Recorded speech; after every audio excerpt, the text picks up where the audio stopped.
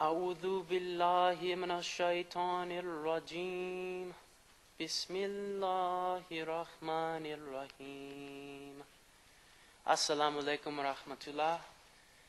I'm doing this video right now because I've come across some videos online that have been attacks against a Muslim community that I'm a part of. It's a Muslim community that I became part of about almost 9 years ago now. And after reviewing these videos, some of the attacks were baseless.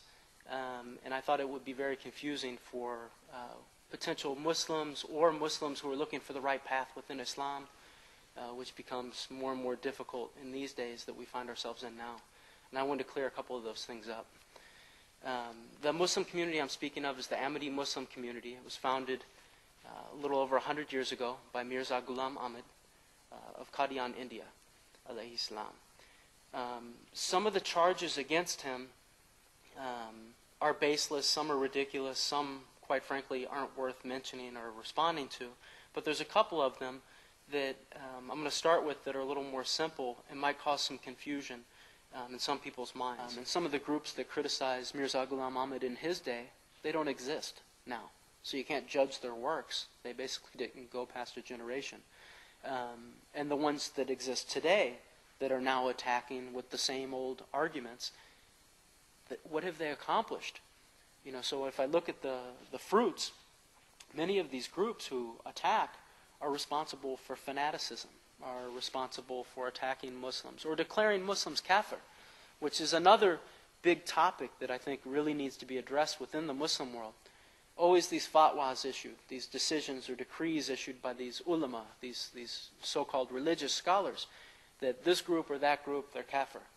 And this, of course, was done in Pakistan in 1973, actually written into the constitution of the government that Ahmadis are kafir. And this is one of the arguments also used on the one of the critique videos against Ahmadi Muslims. They use this as a proof that you see the ulama in different countries have declared Muslims, Ahmadis non-Muslim. Okay.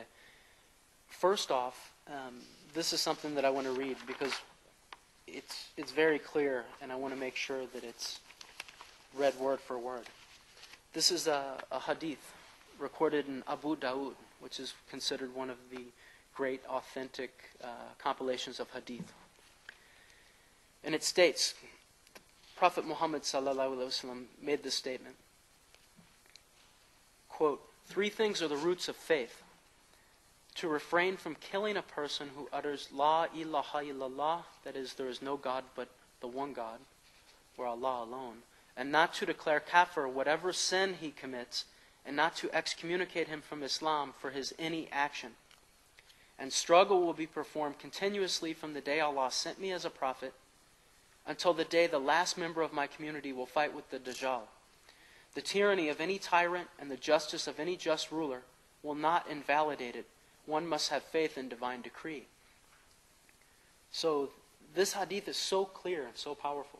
Prophet Muhammad sallallahu alaihi wasallam, our chief, commands clearly, don't call anybody kafir.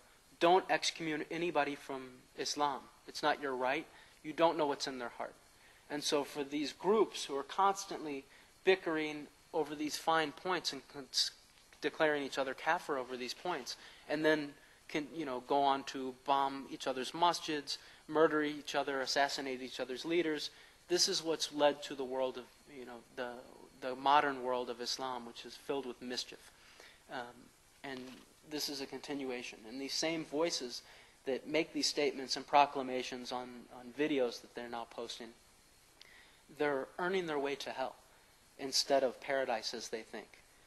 Nowhere in the history of religion, of the pious prophets, of Dawood, of alayhi salam, of Solomon alayhi salam, of Musa alayhi salam, Isa alayhi salam, did they go around pointing the finger, calling people kafir.